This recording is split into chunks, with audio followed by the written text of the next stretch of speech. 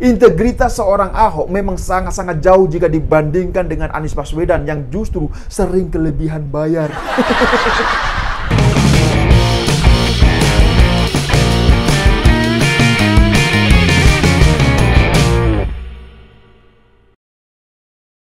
Ya, jumpa lagi dengan saya, Yusuf Muhammad. Ya, saya perhatikan ya, buzzer-buzzer Anies Baswedan sudah mulai masih bekerja. Dan tahu tidak, rata-rata buzzernya itu akunnya masih sangat baru. Dan followersnya pun ini masih sangat-sangat sedikit sekali. Ya, paling rata-rata ya, followersnya ini cuma 1-3 digit saja. Memang luar biasa sekali Anies Baswedan ini. Bahkan tidak hanya mengerahkan buzzer loh ya, namun banner foto dirinya yang mengucapkan selamat untuk peresmian gedung dan pendopo juga sudah sampai di Sorong, Papua sana coba. Lah ini kan lucu sekali, bener gak? Masa ya Gubernur DKI Jakarta tapi balihonya ada di Sorong, Papua. Nah ini kan menimbulkan banyak pertanyaan. Apa jangan-jangan Anies Baswedan ini mau menjadi gubernur Papua? Nah tapi balik lagi soal buzzer Anies Baswedan ya. Jadi baru-baru ini pembangunan Stadion JIS atau Jakarta International Stadium telah menjadi banyak sekali perbincangan oleh netizen.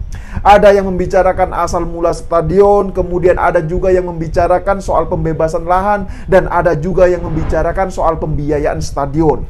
Yang mana ternyata ya 80%-nya sumber dananya ini adalah ngutang dari pemerintah pusat. Nah tapi biar lebih fair ya, maka dalam kesempatan Okedum kali ini, gimana kalau saya bedah dan bandingkan antara karya yang sudah dibangun di era Ahok dan karya yang sudah dibangun di era Anies Baswedan. Ya saya kira komparasi ini akan jauh lebih fair. Karena apa ya? Karena yang dibandingkan ini adalah kinerja gubernur DKI sebelumnya. Ya perlu diketahui bahwa tidak ada gubernur daerah lain yang memiliki wewenang penuh atau full power seperti kekuasaan yang dimiliki oleh gubernur DKI Jakarta. Nah inilah yang menurut saya perlu kita pahami bersama.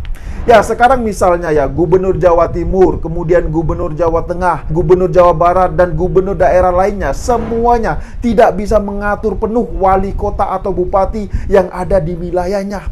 Nah mengapa bisa demikian? Ya karena mereka ini sama-sama dipilih oleh rakyat. Jadi wali kota atau bupati daerah lain bukanlah bawahan gubernur. Hal itu dikarenakan adanya aturan tentang otonomi daerah.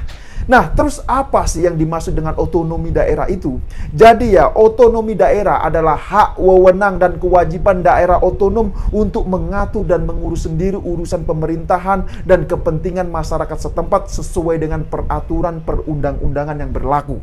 Itulah yang disebut dengan otonomi daerah. Jadi, meskipun sama-sama gubernur ya, namun wewenang antara Gubernur DKI Jakarta dan Gubernur Jawa Timur, Gubernur Jawa Tengah, dan Gubernur Jawa Barat itu sangat-sangat berbeda sekali. Ini belum lagi bicara soal anggaran, yang mana DKI Jakarta ini punya anggaran yang jauh lebih besar atau sekitar 80 triliun lebih per tahunnya. Coba bayangkan, ini kan luar biasa sekali. Nah jadi sekali lagi dari sini saja sebenarnya sudah sangat-sangat jelas perbedaannya. Selain itu semua wali kota yang ada di DKI Jakarta tidak dipilih oleh rakyat, melainkan ditunjuk langsung oleh gubernurnya. Jadi posisi wali kota adalah bawahan langsung gubernur atau bagian dari tim gubernur. Makanya dari sisi perintah ke wali kotanya, sebenarnya Gubernur DKI Jakarta ini jauh lebih mudah ketimbang gubernur-gubernur lainnya. Nah, simpelnya begini, wali kota yang ada di wilayah DKI Jakarta, mereka ini tidak punya alasan untuk menolak perintah gubernurnya. Makanya saya heran ketika ada berita yang mengatakan bahwa untuk mengeruk kali saja Anies Baswedan ini sampai harus diperintah oleh pihak pengadilan. Lah ini kan keterlaluan sekali, bener gak? Nah jadi gimana? Apakah sampai di sini sudah jelas wewenang Gubernur DKI Jakarta dengan gubernur daerah lainnya? Ya silakan berikan komentarnya di bawah. Nah sekarang coba kita bandingkan antara proyek Simpang Susun Semanggi dengan proyek kebanggaan Anies Baswedan yaitu Stadion JIS. Saya akan coba bedah semuanya dari sisi sumber anggaran dan manfaatnya. Silakan nanti dinilai sendiri mana yang jauh lebih bermanfaat bagi masyarakat. Ya, kita tahu ya, meskipun Ahok ini menjabat sebagai Gubernur DKI Jakarta yang relatif jauh lebih singkat dibandingkan dengan Anies Baswedan, namun harus diakui, sudah banyak sekali karya-karya Ahok yang dinikmati oleh warga masyarakat DKI Jakarta. Nah, salah satu karya Ahok yang fenomenal di bidang infrastruktur yaitu Simpang Susun Semanggi. Asal tahu saja, Simpang Susun Semanggi ini adalah merupakan salah satu infrastruktur ikonik yang ada di DKI Jakarta. Percaya atau tidak ya, Simpang Susun Semanggi itu dibangun tanpa menggunakan anggaran pendapatan belanja daerah atau APBD DKI Jakarta. Lah, ini kan luar biasa sekali, bener gak? Jadi ya, sekedar informasi, jalan sepanjang 1,6 km itu mulai dibangun sejak tanggal 8 April 2016 dan itu adalah di era Ahok. Nah, biaya pembangunan jalan tersebut adalah sebesar 345 miliar. Dan tolong dicatat sekali lagi, dana sebesar itu sama sekali tidak menggunakan APBD DKI. Namun demikian, hasilnya ini sangat-sangat jelas bisa dirasakan oleh masyarakat secara luas dan gratis tanpa harus bayar. Ya, coba bayangkan kalau ini dikerjakan oleh Anies Baswedan. Ya, mungkin ya, yang akan terjadi adalah kelebihan bayar. Nah, jadi ya, berdasarkan catatan Pemprov DKI Jakarta, proyek tersebut ini dibiayai dari dana kompensasi atas kelebihan koefisien luas bangunan atau KLB dari PT Mitra Panca Persada, anak perusahaan asal Jepang Mori Building Company. Nah, jadi KLB ini merupakan instrumen penataan ruang yang diatur dalam Undang-Undang Nomor 26 Tahun 2007, yaitu tentang penataan ruang. Nah, menurut undang-undang tersebut, pengembang hanya bisa membangun dengan luas dan tinggi bangunan sesuai dengan ketentuan yang tertuang dalam izin yang diberikan. Jadi, apabila ada kelebihan luas bangunan, maka pengembang yang bersangkutan ini wajib membayar kompensasi atau semacam denda. Nah, jadi dari aturan itulah Ahok bisa memaksa pengembang untuk membangun jalan Simpang Susun Semanggi tanpa menggunakan dana APBD DKI. Gimana? Luar biasa smart sekali kan? Nah, sekarang pertanyaannya begini, apakah Anies Baswedan bisa berpikir sampai sedetil itu? Ya, rasanya kok tidak mungkin ya. Malah yang sering kita dengar sekarang ini adalah proyek di DKI Jakarta ini suka kelebihan bayar. Ya, jadi sekali lagi ya, menurut saya, Ahok ini memang bukan hanya smart, namun ia juga dikenal sangat-sangat galak dalam menjaga uang rakyat. Bahkan dia juga tidak segan-segan untuk bertengkar ya dengan para siluman-siluman yang mencoba untuk menggarong uang rakyat. Ya, Ahok ini ibarat anjing penjaga yang baik kalau menurut saya. Sedangkan Anies Baswedan ini justru sebaliknya. Makanya tidak heran jika para siluman-siluman itu tidak suka dengan Ahok dan bahkan juga memusuhi Ahok. Nah, kita semua juga tentu masih ingat bagaimana ketika Anies Baswedan mau diinterpelasi soal kasus Formula E. Saat itu Anies Baswedan justru melobi 7 fraksi di DPRD DKI Jakarta, kecuali fraksi PDIP dan PSI. Kenapa? Agar mereka ini mau menolak interpelasi dengan cara mengundang makan malam di rumah dinasnya. Ya, jadi dari sini kita menjadi tahu Anies Baswedan ini jelas sangat-sangat berbeda dengan Ahok. Kalau Anies ini mungkin bisa main mata dengan mayoritas fraksi di DPRD DKI Jakarta, namun tidak dengan Ahok. Ya, masih ingat kan bagaimana dulu ketika Ahok menyisir anggaran bersama DPRD DKI Jakarta saat masih menjabat sebagai gubernur. Ya, saat itu Ahok ini pernah menolak anggaran sebesar 8,8 triliun rupiah yang diajukan oleh DPRD DKI Jakarta untuk sosialisasi SK gubernur. Nah, dalam draft anggaran tersebut, Ahok ini kemudian melingkari nominal tersebut dengan pena berwarna hitam dan menuliskan pemahaman nenek lu. Luar biasa memang sekali Ahok ini. Nah, atas kejadian itulah kemudian anggota DPRD DKI Jakarta banyak yang emosi.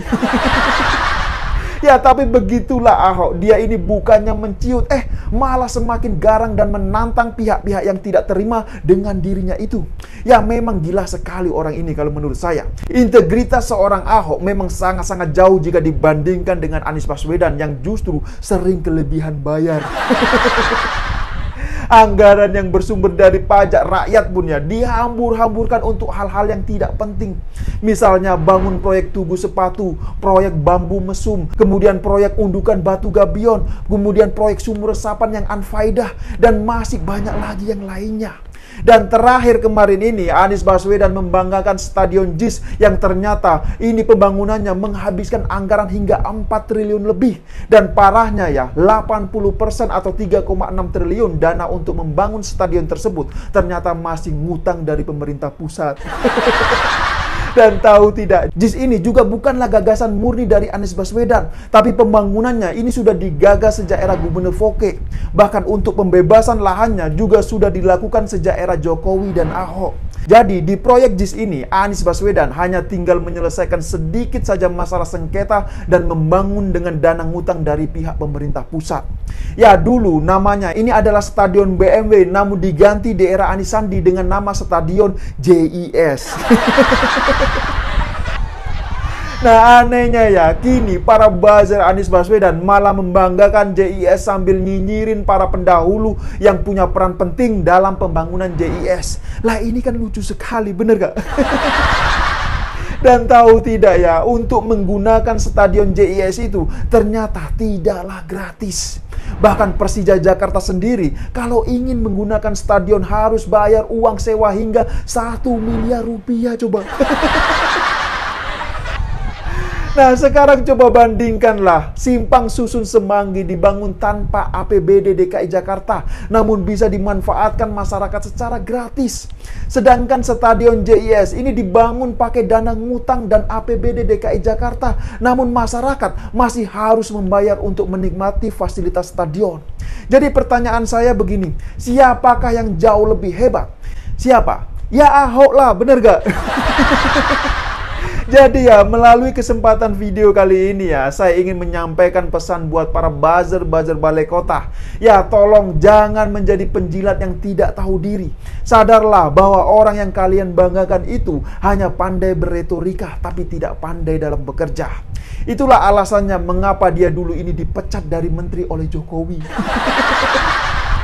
Nah, jadi gimana? Apakah sampai di sini sudah paham semua? Ya, silakan berikan komentarnya di bawah. Ya, saya kira demikian dululah opini singkat Okedum kali ini. Sebelum saya akhiri video ini, saya ingin mengingatkan, Jakarta telah mengambil keputusan yang fatal. Ya, saya pikir itu tidak lupa saya ingatkan, jaga terus NKRI. Terima kasih buat yang sudah like dan menonton video ini dari awal hingga akhir. Dan sampai jumpa di episode Okedum selanjutnya.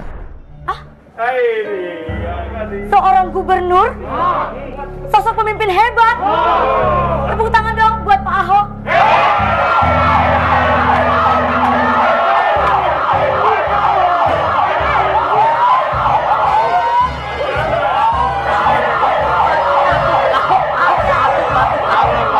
Mungkin dong saya nggak tahu DKI 1. Bapak Haji Anies Rashid Baswedan, SE MPP PhD. PhD-nya lagi promo apa enggak, Pak? Sebenarnya, Pak, saya nyiapin buat closing Bapak tuh durasinya 1 jam. Terus? Tapi saya bawainnya sedikit aja, nggak nyampe selesai. Karena? Biar kayak program Bapak, banyak yang nggak selesai.